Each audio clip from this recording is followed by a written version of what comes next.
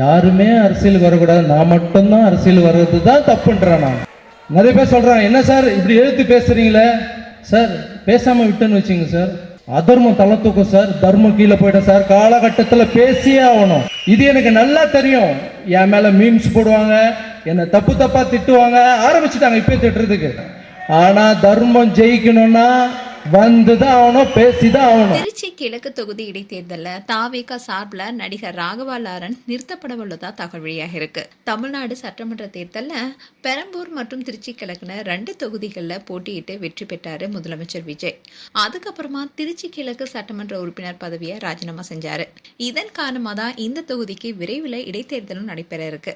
இந்நிலையில் தான் திருச்சி கிழக்கு தொகுதியில் தமிழக வெற்றி கழகம் சார்பில் யார் வேட்பாளராக நிறுத்தப்படுவாங்க என்ற எதிர்பார்ப்பு அரசியல் வட்டாரங்களை அதிகரிச்சுட்டே இருந்துச்சு. இப்படி இருக்க சூழல்ல தான் பிரபல நடிகரும் சமூக சேவையாளருமான ராகவா லாரன்ஸ் தாவேகா வேட்பாளரா போட்டியிடலான்னு இப்ப சோசியல் மீடியால பரபரப்பான தகவல் வெளியாகிட்டு இருக்கு. அதோட அரசியல நேரடியாக களமிறங்குவது குறித்து தன்னுடைய குருவான நடிகர் ரஜினி கிட்ட ராகவா லாரன்ஸ் ஆலோசனை கேட்டிருப்பதாகவும் சொல்லப்படுது. அதே சமயம் ரஜினிகாந்த் அவருக்கு என்ன ஆலோசனை வழங்கினாரோ அதன்படிதான் அவர் நடப்பார்னு சொல்லப்படுது. ஏற்கனவே பாஜக முன்னாள் மாநில தலைவர் அண்ணாமலைக்கு ஆதரவா ரஜினிகாந்த் இருப்பதா சொல்லப்படுது.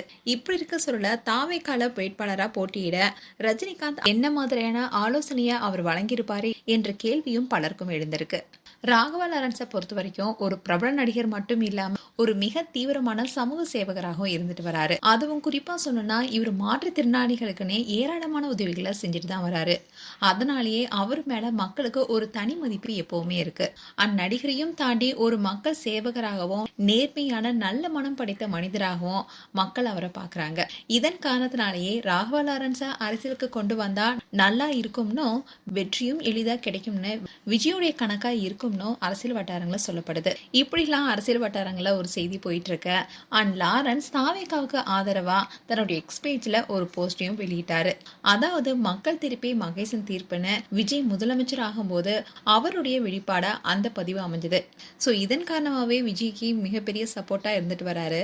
அதோட அவர் ஒரு இன்டர்வியூல கூட என்ன சொல்லியிருந்தாருன்னா, நாம அரசியலுக்கு வரோமோ இல்லையோ, ஆனா கண்டிப்பா ஒரு மனிதனா இருந்து மக்களுக்கு சேவை செய்யணுங்கிறது தான் என்னுடைய ஆசைன்னு சொல்லி இருந்தாரு. இப்படிப்பட்ட மனிதர் அரசியலுக்கு வந்தா நல்லா இருக்கும்னு இப்ப பலருமே சொல்லிட்டு வராங்க.